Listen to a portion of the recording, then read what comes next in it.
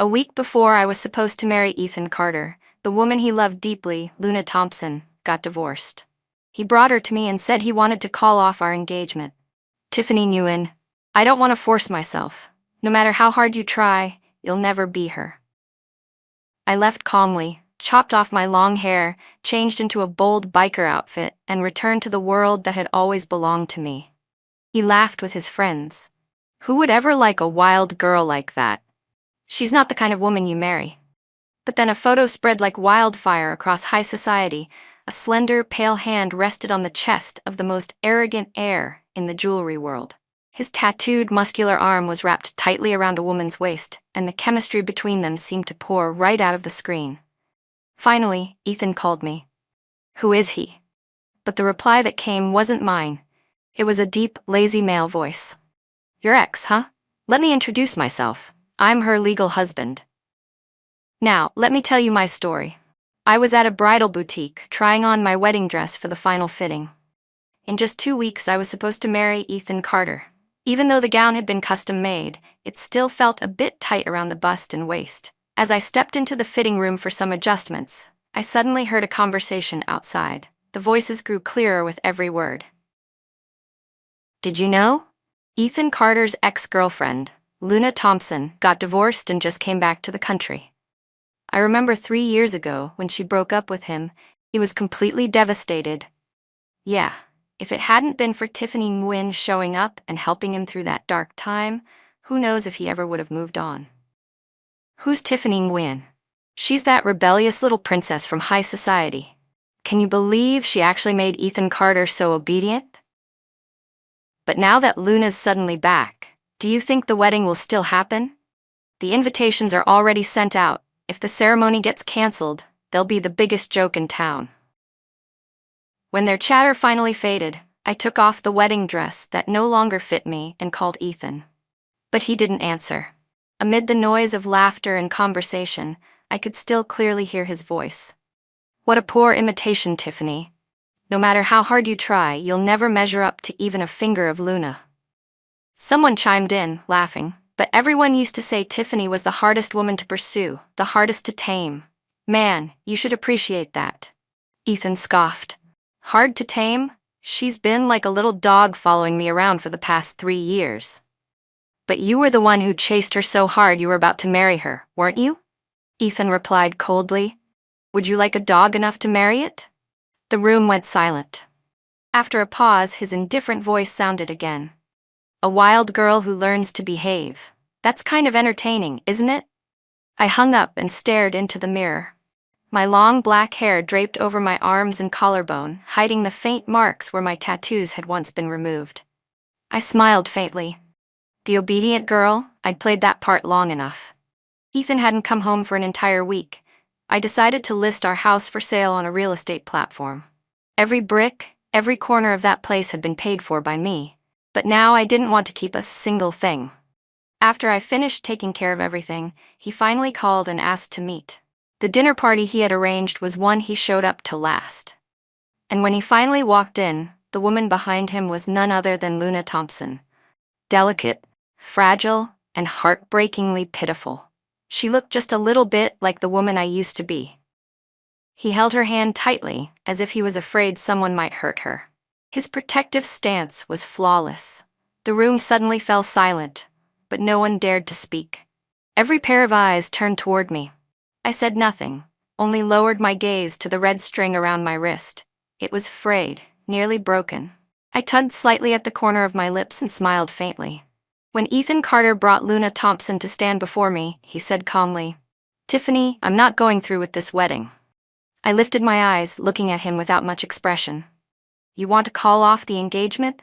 He pulled Luna closer, his hand gripping hers tightly, his gaze full of tenderness, as if she were his whole world. Luna's back, he said softly. I don't want to force myself anymore. No matter how well you imitate her, you'll never be her. You understand, right? I don't love you. I nodded lightly. Yeah. He seemed surprised, as though he couldn't believe how calm I was. Maybe in his mind, I should have been crying, begging, or at least showing some heartbreak. But I didn't. You know, our engagement was arranged by our families, he continued. I've loved Luna for 5 years and waited for her for 3. She's been through so much pain, and I want to give her a home. I started to lose patience. Picking up the handbag beside me, I said flatly, "All right, we're done here." Ethan froze for a moment, then finally spoke again. "I'll handle things with my family. As for yours, take care of it yourself. The wedding next week, it's canceled." I stood up and turned to leave. Just as I reached the door, his voice rang out behind me. "Tiffany." I stopped and turned around. He was still standing where I'd left him, but his hand beside his leg was clenched so tightly that veins stood out. I could see the restraint in his eyes. "You don't have anything you want to say to me?" he asked. I thought for a moment. In truth, I wanted to tell him I was jealous that the person he loved most could come back to him, while the person I loved most never would. But in the end, I simply said quietly, "I wish you both a happy marriage." As the door closed behind me, I heard whispers erupt. "No way. That's all she said?" "Hey Ethan, didn't you say she loved you to death? Why didn't she react at all? Not even a little?" "Shut up." Ethan's angry voice cut through the murmurs. I didn't turn back. I should have realized long ago that Ethan Carter, no matter how similar he looked, was not him, the man I once loved. That man could never have looked away from me to see someone else. Leaving the restaurant, I went straight to a hair salon. The long hair I'd kept for 3 years was cut off, replaced by a short, edgy blue hairstyle. Looking into the mirror, I felt like I was finally myself again. Then, I had a new tattoo inked onto my wrist, one simple French phrase that meant I never backed down. At last, I walked into a small motorcycle shop, the same one I had entered on a cold winter day 3 years ago. Aaron, the mechanic, helped me push a bike out from the garage. From inside, a broad-shouldered, shirtless man came out. When he saw me, his eyes widened in disbelief, and his gaze grew misty. It took him a long time before he finally found his voice. "Tiff, is that really you?" I nodded slightly. "It's me." The young man, tall, at least 6 feet, kept looking at me from one side to the other, as if he still couldn't believe it. "Tiff, how come you're here?" he stammered. I glanced toward the 2 motorcycles displayed at the front of the shop, one black and one white, and couldn't help but smile. "They're still here?" Aaron nodded eagerly. "Yeah, Tiff, I clean them every single day. They look brand new. You could take either of them out anytime." He hesitated, then asked softly, "Where are you planning to go?" Aaron hesitated for a moment before speaking. "How about I call a few of the guys to go with you?" I shook my head. "No need, I just want to ride alone for a while." As I sat on the bike, a familiar feeling washed over me. It had been so long since I last touched the handlebars.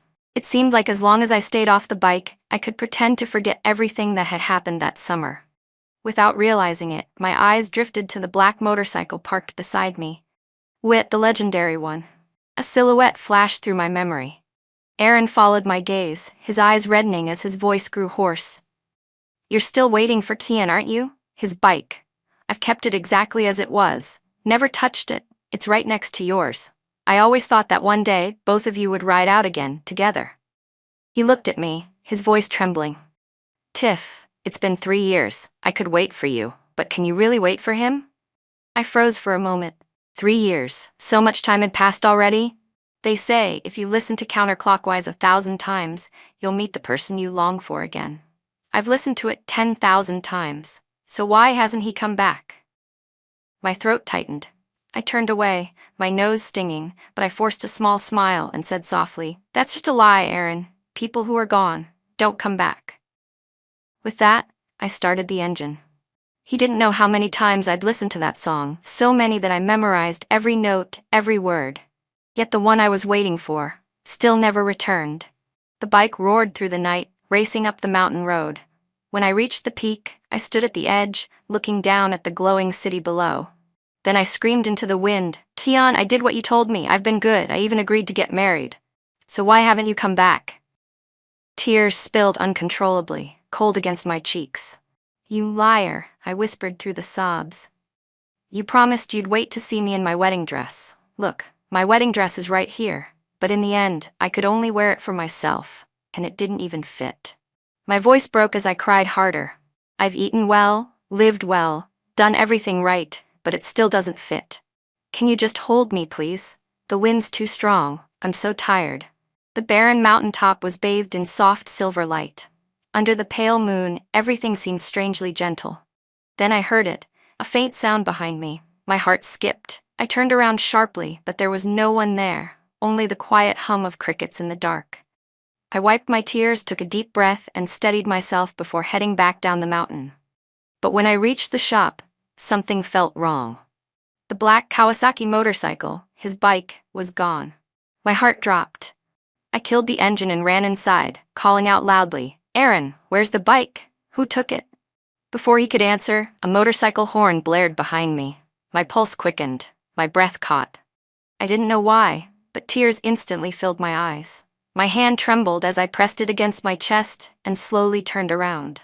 Under the dim yellow glow of the streetlight, a tall figure leaned casually against the black motorcycle. Black jacket, black jeans, sharp eyes that hadn't changed at all. That same arrogant, defiant energy, exactly as I remembered. He raised an eyebrow, and that familiar voice, lazy and teasing, cut through the still night air. "My little chili pepper, why are you still so quick to cry?" In that instant, it felt as if time itself had turned back to the first day I met him. I was 15. My parents were fighting again because I refused to obey them. They took out their anger on me, hitting me hard, but all I ever wanted was for them to stop tormenting each other, to just divorce and set each other free. What did I do wrong? I ran out of the house and hid in a quiet corner, crying alone. Between sobs, I suddenly heard a lazy, playful voice. Well, whose little chili pepper's hiding here, crying all by herself?" I looked up. A boy stood there, hands tucked behind his head, casual and carefree. He stretched, then sat down beside me and handed me a tissue. "Crying alone feels awful," he said. "You can talk to me if you want. I don't know who you are anyway.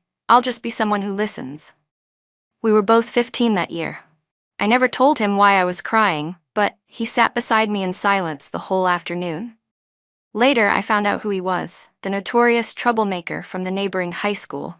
They said he fought brutally and never backed down from anyone. People said Keon was an illegitimate child, one without a father. Maybe it was fate, but as time passed, the two of us grew closer. He took me to the mountaintop to watch the stars, introduced me to all his friends, and gave me the warmth I'd never received from my own family. Everything I lacked at home, he gave me. He taught me to live true to myself, to never hide who I was, because one day, someone would love me simply for being me. Every time I fought with my parents, he would appear, silently wrapping his arms around me until the anger and pain faded away. He even defended me against anyone who dared to badmouth me, those who said I wasn't a good girl. He told me once, "Tiffany, no one has the right to define whether a person is good or bad, and no one has the right to judge you. You're you, and that's enough." And I protected him too. I was always ready to stand up to anyone who called him a bastard. When he went quiet, I stayed by his side in silence. I told him, "Keon, you don't have to try to become someone else. Just existing, just being you is already enough." People always said Keon Diaz was arrogant and cold, that no one could get close to him. But only with me did he ever show his gentle side. It felt like two lost souls, drifting in the vast ocean, finally finding the place they belonged. We grew inseparable. After graduating high school, we fell in love. That night, our whole group rode our bikes to the top of the mountain, shouting into the night with the wild joy of youth. Amid the laughter and cheers, Keon quietly grabbed my hand and pulled me away. All I could hear was our heartbeats, our breathing, and the wind rushing around us. Under the wide open sky, I asked softly, "Keon, does this feel like we're running away?" I still remember that summer night vividly, the roundest moon, the brightest stars, the loudest cicadas, and his eyes, sincere and full of light. Beneath that starlit sky, we held each other, kissed each other, as if that fleeting moment could last forever. And now, he was back. My throat tightened as I choked out the words, "Keon, you're finally back. I've missed you so much." My body trembled, even my voice quivered uncontrollably. He smiled faintly. "Why are you crying again? Come here. Let me hold you." I rushed forward, but the figure in front of me wasn't him. It was Aaron, pushing the motorcycle toward me. "Tiff," he called, confused. "Why are you crying? Didn't you say Keon's bike would never be ridden alone? It always went wherever yours did. When I saw you leave, I just thought I'd roll his out and start it up for a bit. I froze. So, it had all just been in my head? Turning my back to him, I quietly wiped away my tears. People say that if you meet someone too perfect when you're young, no one else will ever compare for the rest of your life. Maybe I had held on too tightly. 3 years had passed, and still, I hadn't been able to accept reality. I was still foolishly hoping for a miracle. When I got home, everyone was already waiting for me. My mother nearly fainted when she saw my short blue hair and biker outfit. "Look at yourself," she yelled. "Do you even look like a proper woman anymore? No wonder Ethan Carter doesn't want you." I stood at the doorway, suddenly unwilling to step inside. I turned to leave, but my father's cold voice stopped me. "Where do you think you're going? Get back in here and call the Carters to apologize. Tell them you won't marry anyone but Ethan. The invitations have already been sent. How could you cancel the wedding like this? And another thing, dye that ridiculous hair back right now. You know the Carters don't like flashy women." I stepped inside slowly, facing both of them, and then, I laughed. Why should I apologize? He's the one who wanted to take care of his ex. He's the one who called off the engagement. I accepted his decision, so tell me, what exactly did I do wrong? My father shot up from his chair. My father's hand struck across my face, sharp and heavy. "You fool," he shouted. "That idiot lost his mind, and you're just as stupid. Can't you think for once? Do you really believe the Carter family would ever accept a divorced woman?" My cheek burned, but he didn't stop. "Even if he has a mistress, so what? Everyone in our circle turns a blind eye to things like that. As long as your position as Mrs. Carter stays secure, what's there for you to be upset about?" I gently touched my stinging cheek and lifted my head, forcing a cold smile. "Maybe the two of you can tolerate that kind of marriage," I said quietly, "but I can't." My father's chest heaved with anger. He grabbed the glass on the table and hurled it at me. "So what if that bastard's dead? It's been 3 years, and you still can't forget him? Are you planning to stay faithful to a ghost forever, Tiffany Nguyen? I'll say it again, this engagement will not be cancelled. Even if you die, you'll die as a Carter." I didn't have time to dodge. The glass shattered against the floor, a shard grazing my temple and cutting deep just above my brow. Warm blood trickled down my face, and in that instant, memories flooded back of Keon and the day he plunged off the cliff during that final race. After he died, I fell into a deep depression. Both my arms bore the scars of self-harm. If the maid hadn't found me in time, I might not be alive today. When I survived, my parents didn't comfort me. They only said coldly that I was being dramatic. "What does a spoiled rich girl like you have to be depressed about?" They never understood me. They never cared. Ever since I was little, both of them had families of their own outside this house. I never understood, if they didn't love each other, why did they bring me into this world at all? When our family business hit a crisis, they wanted me to marry into the Carter family. I refused, so they threw Ethan Carter's photo at me and said coldly, "Stop pretending. If you really want to die, then go ahead." I looked down at that photo, and for one brief, painful moment, I thought Keon had come back. Ethan looked so much like him, especially the eyes. They were the same kind of eyes you'd see in someone drowning who just spotted a lifeline. So I agreed to meet him. And because they told me the Carter family disliked flashy women, I obediently dyed my hair black again. I just wanted to stay close to him. Even if all I could do was look at that face, it was enough. What I didn't expect was that Ethan would be the one to approach me first. He was the one who gave me his number, who started the connection between us. That was how we ended up together. But later, I learned the truth. He only saw me as a replacement. We were both using each other. He said he liked girls with long hair, so I grew mine out. He said he liked white dresses, so I wore them. He said he didn't like girls who smoked, so I quit. When he told me not to ride my motorcycle anymore, I listened. To everyone else, I had changed. The wild, reckless Tiffany Nguyen had turned soft and gentle, all because of him. Even Ethan himself believed it. But what else could I have done? Without that face, I had no reason left to keep living. So no matter how many times he crossed the line, I forgave him. Because every time I looked at him, I could almost believe Keon was still here, still by my side, never gone at all. until the day the woman he truly loved came back. From that moment on, I vanished from his eyes completely. That was when I finally woke up from my dream. No matter how much he resembled Keon, Ethan Carter would never be him. That night, just before I went to bed, my phone rang. It was Ethan. "My parents just got a call from yours," he said. Then I remembered, earlier that day, I had posted my first photo in 3 years, a picture of me and my motorcycle. Right under my post, a friend had commented, "So cool." And just below that, there was another comment from Ethan Carter himself. "Who would ever like a reckless girl like that? She's really not the type to marry." I cut him off before he could continue. "Don't worry, Ethan. You're not the only one who wants to call off the wedding. It's just a little unfortunate that I'll never get to see that gentle look in your eyes again." He went silent for a moment before letting out a low, mocking laugh. "Tiffany Nguyen, if you can accept Luna's presence in my life, I could reluctantly marry you. But don't expect me to love you. Understand? It's just to appease our parents. You love me so desperately, and your family needs mine. I can help you fulfill your dream." I ran my fingers over the tattoo on my wrist and smiled faintly. "If you truly intend to marry me, Ethan, does Luna know about this?"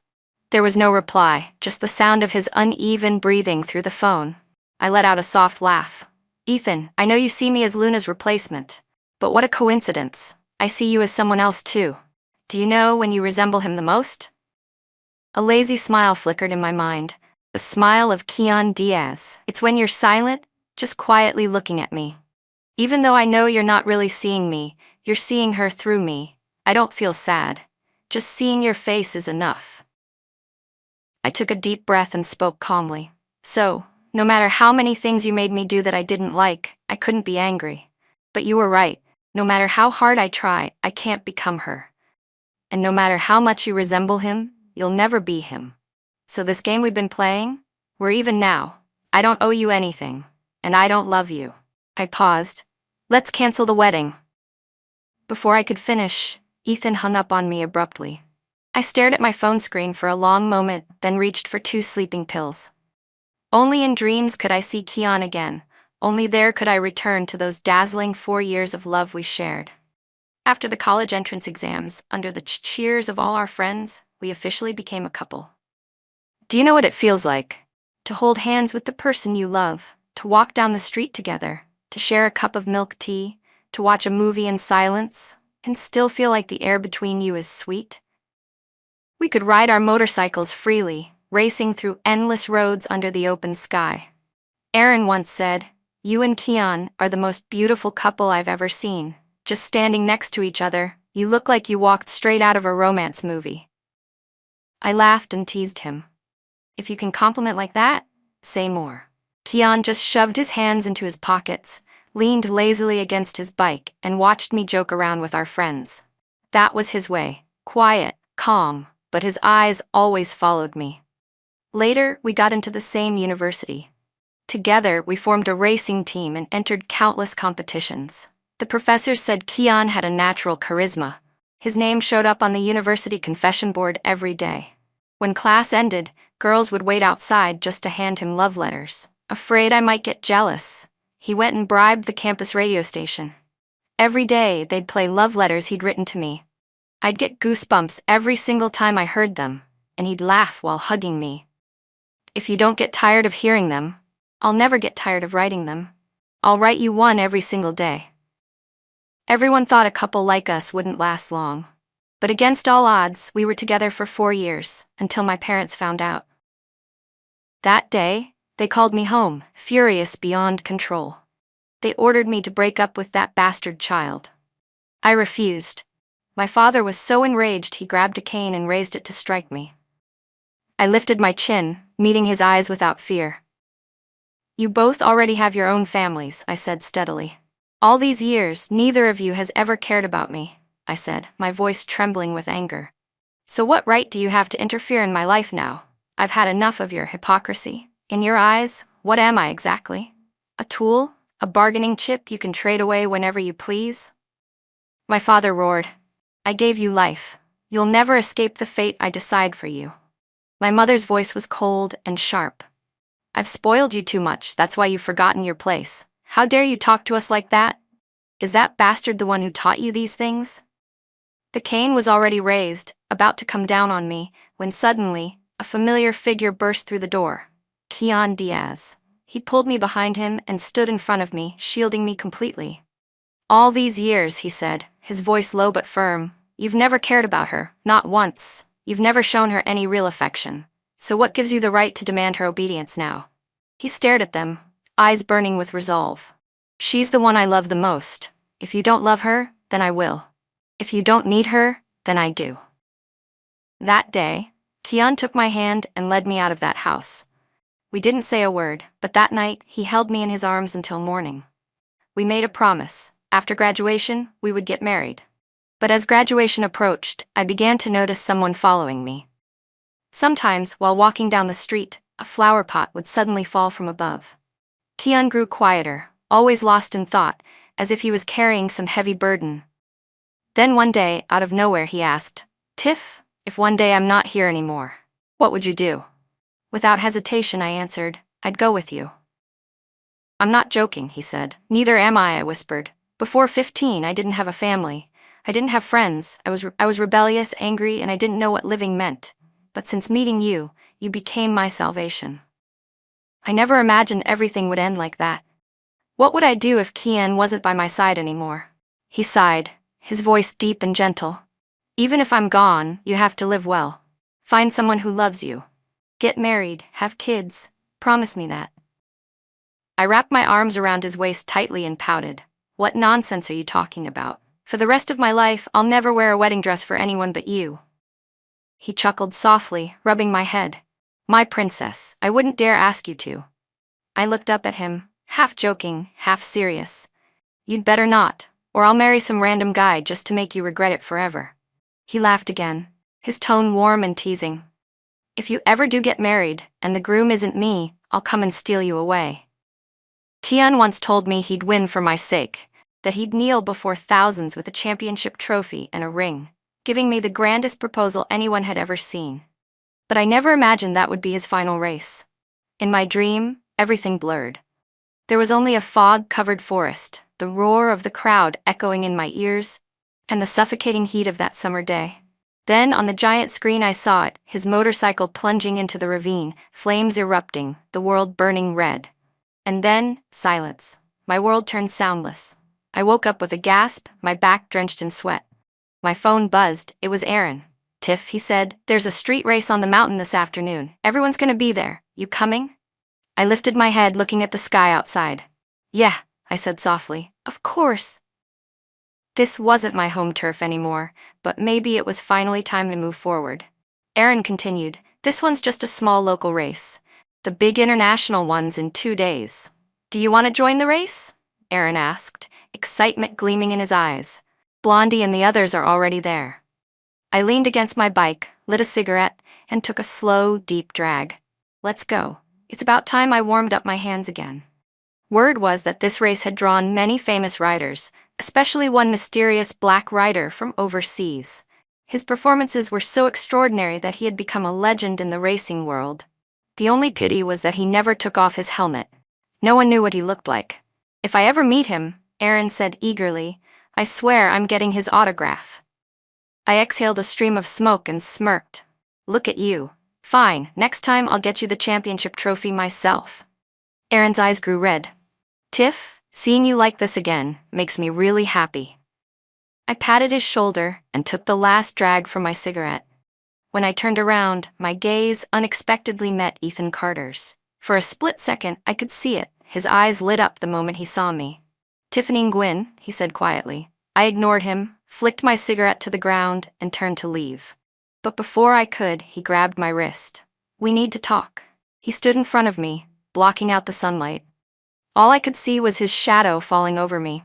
I looked at his face silently. It was still so painfully familiar. But the truth was, he wasn't Kian. You should be happy, Ethan, I said flatly. His jaw clenched. Happy? Why should I be happy about being treated like a replacement? Tiffany, do you even have a conscience? I stared at the anger burning in his red-rimmed eyes. No wonder, he continued bitterly. No wonder every time you looked at me, your eyes seemed to be searching for something you'd lost. No wonder you stared blankly at me, tears falling down your cheeks. I actually thought you loved me. I was stupid enough to feel sorry for you, to agree to our parents' marriage arrangement. Turns out I was just a fool. I waited for him to finish before replying calmly. But Ethan, didn't you see me as someone's replacement too? The woman you love has already come back. You don't need to keep pretending with me anymore. This double game, it's over. Ethan stepped closer, his expression darkening. His grip tightened so hard I thought he might crush my shoulders, and I instinctively stepped back. Even if you were just a replacement, he said harshly, you still became obedient because of me, didn't you? Would you have changed like that for him? I thought for a moment, then answered quietly, no. I only hoped that if I ever got married, he'd keep his promise and come to take me away. That's the last piece of him I still hold on to. Ethan's eyes narrowed, his voice turning icy. So you never liked me at all? I looked up at him steadily. You didn't love me, and I didn't love you? Isn't that fair? His face darkened instantly, brows furrowing tight. Fair? Tiffany, you were nothing but a dog at my feet. 6 days from now, when the wedding comes, you'll regret this. I gave him a faint smile. No, I won't.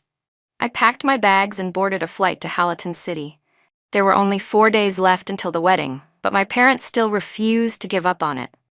They were clinging to the illusion that Ethan Carter and I could somehow make peace. I looked down at the red string I'd worn on my wrist for 7 years. I'd already decided, after watching this next race, I would return home and end everything once and for all. Now I finally understood that some parents truly never love their children. But I'd made peace with myself. Aaron picked me up from the airport and drove me to the hotel, chattering excitedly. They say the Black Rider's staying at this hotel too. Maybe we'll actually see him. I laughed softly. You really are his biggest fan, huh? Aaron scratched his head. It's not just that. Some of his techniques, they remind me of Kian. My heart skipped a beat. Aaron quickly changed the subject. Come on, Tiff. Let me take you inside. Everyone's missed you. They'll be thrilled to see you at the race. We arrived at the mountain track right before the event began. As I looked around, I saw many familiar faces, people who had once ridden side by side with Kian Diaz. They all carried broken pasts, but it was Kian who had pulled them out of the darkness and given them something to chase for the rest of their lives. Amid the long line of motorcycles, one figure stood out, a man dressed entirely in black racing gear. Aaron pointed excitedly.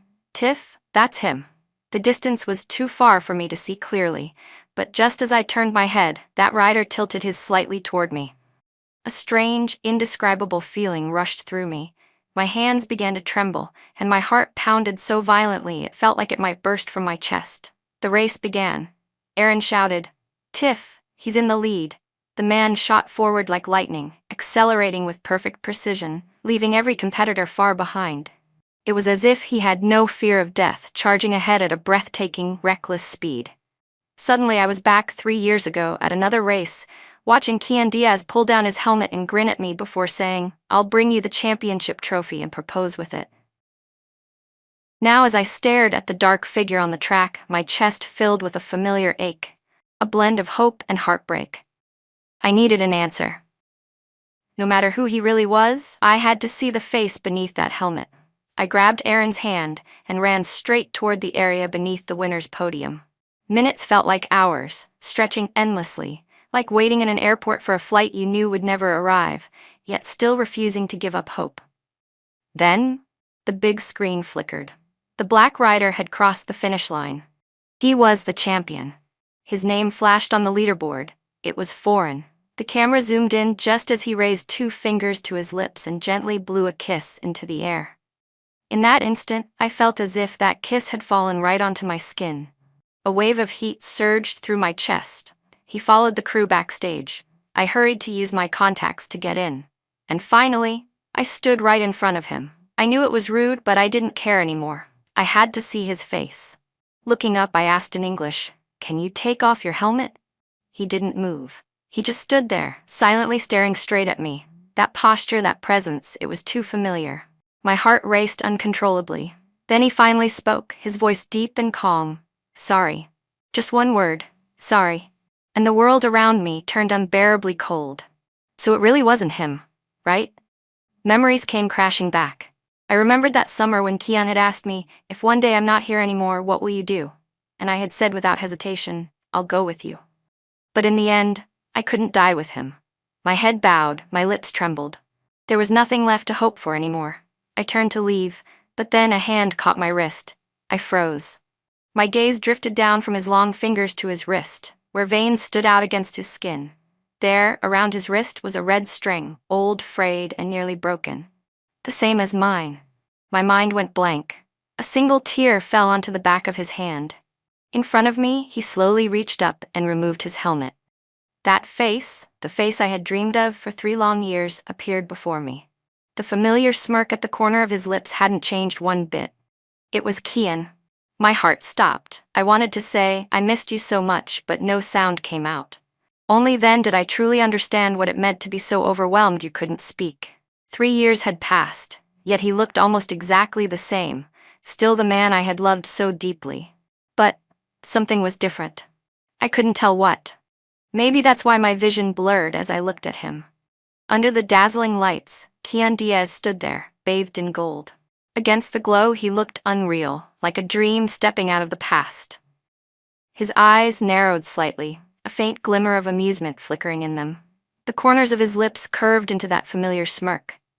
"My little chili pepper," he teased softly, "how could you not recognize me?" And just like that, all the walls I'd built inside me crumbled. I couldn't hold it in anymore. I threw myself into his arms and burst into tears, the kind that shook my whole body. "Why? Why did it take you so long to come back?" He chuckled quietly, his hand gently patting my back. "I heard my little troublemaker was about to get married, and to someone who wasn't me. Of course, I had to come back to steal the bride." His voice was calm, even playful, but I could hear it, the slight tremor underneath, the quiet strain he was trying to hide. He held me tightly, pressed a soft kiss to my hair, and I clung to him, sobbing harder. I was terrified that if I loosened my grip even a little, he would disappear again, that this would all turn out to be just another dream I'd imagined to fill the loneliness.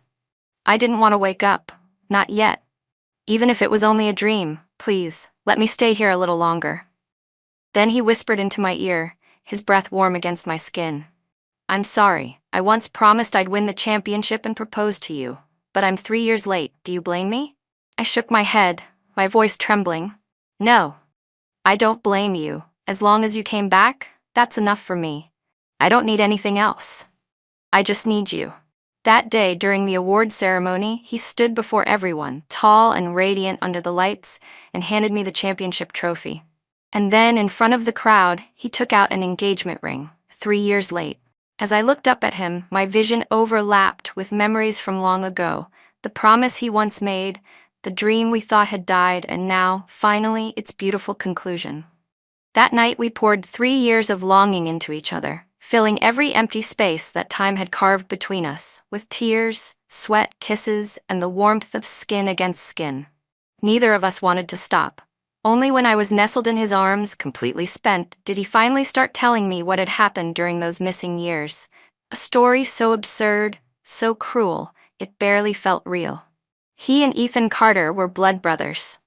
His mother, once a high society heiress, had fallen deeply in love with their father. But Ethan's mother had interfered, drugging their father and forcing him into responsibility when she became pregnant. She schemed and manipulated her way into becoming the legal wife. Unable to endure the betrayal, Kian's mother left in heartbreak, only to discover later that she was also carrying a child. Years passed. When Ethan's mother found out about Kian and his mother, she began using every vicious method imaginable to crush them.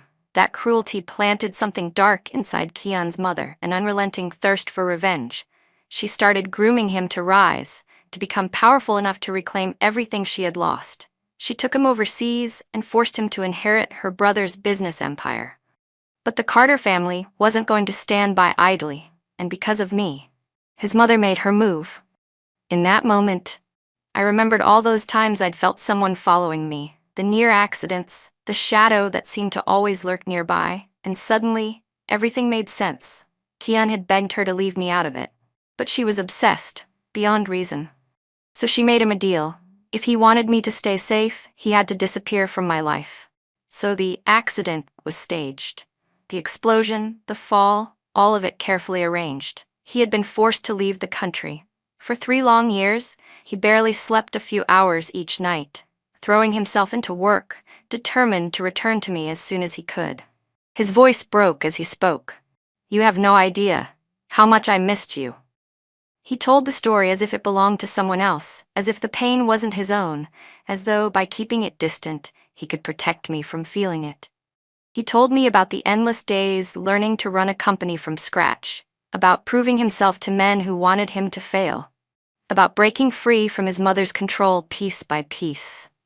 He hadn't dared to think of me, hadn't dared to reach out, because every part of that struggle was for my safety. It only took him minutes to tell the story, but I could feel the weight of those years in every word. The exhaustion, the loneliness, the quiet endurance. To stand here in front of me again, he had sacrificed everything. I wrapped my arms around him, holding him as tightly as I could, as if to make up for all the time we had lost. He tightened his arms around me as if trying to carve my existence into his very bones. "Every time I missed you to the point of going insane," he said hoarsely, "I'd stab my wrist with a pen, just to remind myself I had to hurry, had to succeed faster.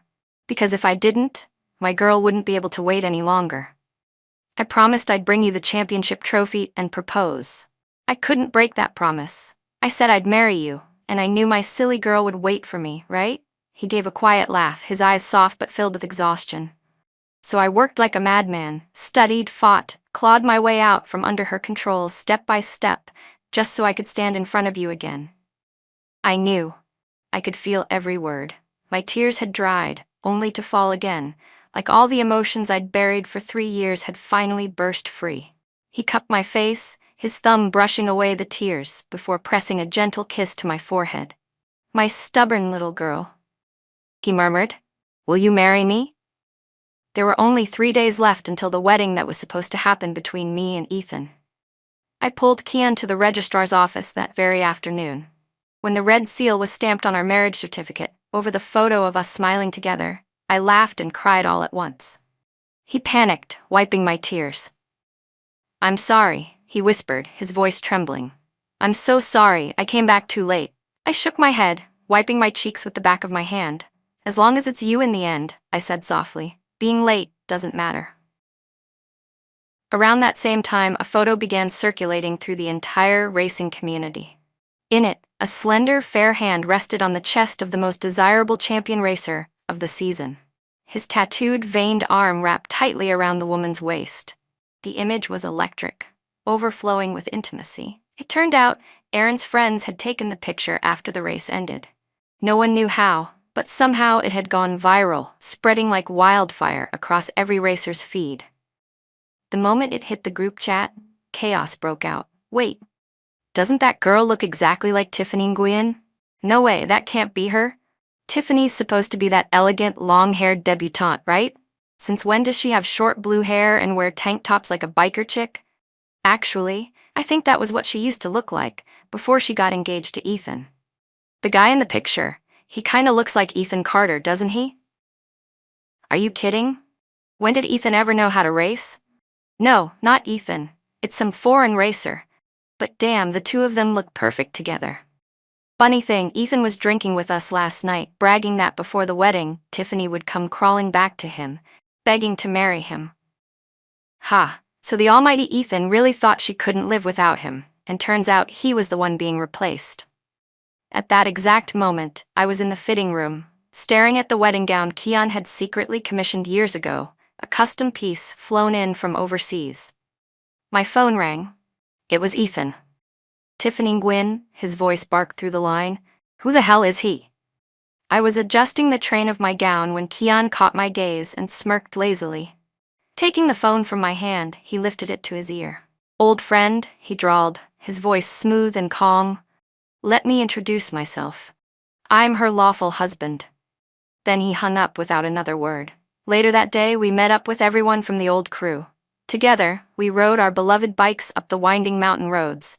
The roar of engines, the rush of wind against our faces, the laughter and tears mixing in the night, It all felt like our youth had never been stolen from us. Kian rode behind me, his hand gripping mine tightly, as though afraid I'd slip away again.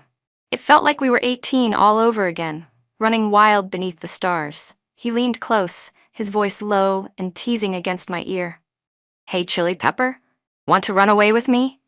My throat tightened, my eyes stung. But this time, I was the one who grabbed his hand and pulled him forward. Under the summer night sky, surrounded by the hum of engines and the scent of asphalt, I rose on my toes to kiss him. But before I could, he caught me by the waist, tilted my chin up, and kissed me first, deep and hard. The softness, the heat, the ache, it was all the same as before. But this time, it wasn't about passion. It was about finding each other again after all the lost years. In that moment, it felt as though all the unfinished pieces of our youth, every regret and heartbreak, had finally found their ending. I didn't know if we were meant to save each other, but I knew one thing for sure. Through every journey, every lifetime, I would always find my way back to him. Love has always been the greatest answer. That night, everyone gathered in Aaron's shop, laughing, drinking, teasing each other until dawn. When I woke up, the whole group was still sprawled across the floor, asleep in every corner. The sight filled me with a strange sense of peace, so warm, so real, that I wished I could freeze that moment forever. I was about to step outside for some air when I suddenly saw Ethan Carter sitting on the curb under a streetlight. His once proud posture was gone. He looked wrecked. Around him were piles of cigarette butts and empty liquor bottles. I had no idea how long he'd been there or when he'd come, nor did I want to find out. I didn't want to see him at all. But before I could turn away, he stood up and blocked my path. "Marry me, Tiffany Nguyen," he said hoarsely. He pulled out a family registry book from his jacket pocket. I froze, instinctively stepping back, raising a hand in disbelief. "Ethan," I said calmly, "I'm already married." His eyes darted down to my hand and stopped on the ring glinting under the streetlight. His whole body stiffened. You married that racer?" I nodded. Suddenly his expression twisted with anger. "How could you be so reckless? You've only known him for a few days. What gives him the right?" He cut himself off mid-sentence, voice lowering, gaze darkening with something almost like regret. "The wedding's still scheduled. 2 days from now. Let's just go through with it as planned, okay?" I shook my head and replied evenly. "The wedding isn't canceled. I just changed the groom." He froze, then gave a bitter, hollow laugh. "That racer of yours, if he ever finds out you only saw him as a replacement, he'll divorce you in a heartbeat." His tone turned cold, his eyes sharp. "Stop this nonsense, Tiffany. Marrying me is the best choice you'll ever have." He didn't know. Kian wasn't some replacement. He was, and always had been, the only person I'd ever truly loved. I met Ethan's gaze steadily. "Don't worry," I said softly. "We're not getting divorced." Right then, a familiar voice sounded behind me. Kian slid an arm around my shoulders, pulling me close. He pressed a soft kiss to my lips before glancing at Ethan with a look full of quiet defiance. "Because traitors," he said coolly, "always end up in hell." Ethan stared at him, his face pale as he took in the resemblance between them. Two men who looked almost identical, yet couldn't have been more different. He didn't say another word. He just turned around and walked away, his body hollow, like a man whose soul had already left. 2 days before the wedding, Kian and I were busy revising the guest list, keeping it intimate, only those who mattered most. We wanted a celebration that belonged to us alone. In the middle of all that chaos, I got a call from Lena Tran, Ethan's ex, the one who had returned from abroad. Her voice trembled, and I could even hear her trying to hold back tears. "Can you come see Ethan, please?" she said. "He drank so much he ended up with alcohol poisoning. He's in the hospital." I froze for a second, then answered flatly, "And what does that have to do with me?" On the other end, Lena's voice cracked. I thought he still loved me. I really did. I thought when I came back he'd still be waiting, still want me. And he has been. He's been by my side all week. But he never puts his phone down. He keeps looking at it over and over again. Her voice broke. "I know he was waiting for your call. But you never called, not even once. So he brought me to see you, saying canceling the wedding was just to make you jealous. But you left without even looking back. You don't know, Tiffany. After that, he completely lost it. He's been drinking non-stop, saying your name over and over again. That's when I finally understood. In this cruel game of replacements, he'd fallen into his own trap. He'd fallen in love for real. Knowing I'd chosen someone else, he drank himself numb, clinging to the ghost of a woman who had never loved him. I don't want to hear it, I cut in coldly. I never loved him, not even once. And he never loved me. It wasn't love. It was pride, just pure, pathetic pride. When someone isn't the one in control of a relationship, that's when they start to lose themselves. That was all it ever was. After saying that, I hung up immediately. A day before the wedding, Kian's company made a shocking announcement. It had officially acquired the entire Carter group. Everyone was stunned. It was then that people realized the Carter family had a secret son, one who had lived outside their household all along. But rather than fighting for inheritance, he and his mother had spent years carefully planning to dismantle the Carters from the inside out. That day, the collapse of the Carter empire wasn't the only thing that shook the city. What truly stirred public frenzy was the discovery that Kian Diaz and Ethan Carter looked uncannily alike. And right after the news broke, Kian held a press conference, announcing that he would be marrying his first love the very next day. The world finally pieced everything together. The man who had disappeared from my life and haunted my heart for 3 years, the man I had cried for, waited for, loved with everything I had never truly left. He was Kian, my moonlight, my salvation, the one I had once believed I would never see again. My parents were overjoyed. To them, I had just married into power. They thought they had secured an unshakable foundation for their family. But that same afternoon, I brought Kian home, hand in hand, and stood before them. Calmly, clearly, I said, "From this day forward, Tiffany Nguyen has nothing to do with the Nguyen family."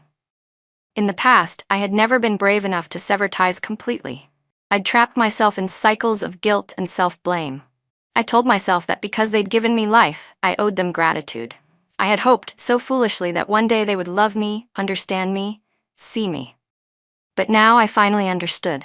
We can't choose how we enter this world. But once we exist, we have the right to live as our own person.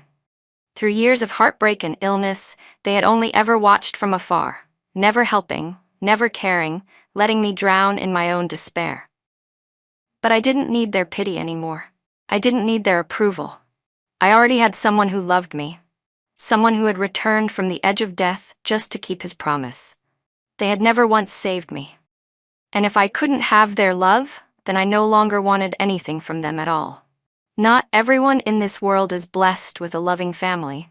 Learning to accept that void, to live despite it, that's part of growing up. When I turned to leave, I saw confusion flicker in their eyes for the first time. But whatever they felt, it no longer mattered to me. On our wedding day, I wore the dress Kian had prepared. It fit perfectly, as if it had been made yesterday. "How did you even know my measurements?" I asked, laughing softly. He pinched my cheek lightly, his tone gentle but scolding, because I knew some stubborn girl wouldn't be eating properly while I was gone.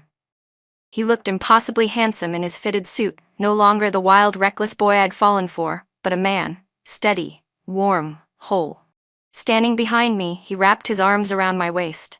I looked into the mirror, saw our reflections intertwined, and my eyes filled with tears. This was the day I had waited for so long. Too long. Kian tilted my chin up and kissed the corner of my eye. "My little chili pepper," he murmured with a teasing smile. "Why do you still cry so easily?" That one simple line, so familiar, so tender, broke me completely. The tears I had held back for years finally spilled over. That night at the foot of the mountain, I had once imagined him saying those exact words to me. Back then, it was only an illusion, but now, the illusion had become real. The man I loved, the one I'd lost through pain and time, had finally come back. The universe hadn't been cruel after all. I leaned up and kissed his forehead, whispering softly. Because now, I knew. There would always be someone to wipe my tears. Someone to watch the spring rain with me, to welcome the summer wind, to see the autumn leaves fall, and to feel the first snow of winter by my side. And so even when I have to walk alone for a while, I'm no longer afraid. Because I know that at the edge of the cliffs, where the wind blows wild and free, the man I love will always be there, waiting for me, smiling gently as he says, "Hello, my love. We meet again." In a love triangle, who do you think ends up hurting the most? Love and Lies story.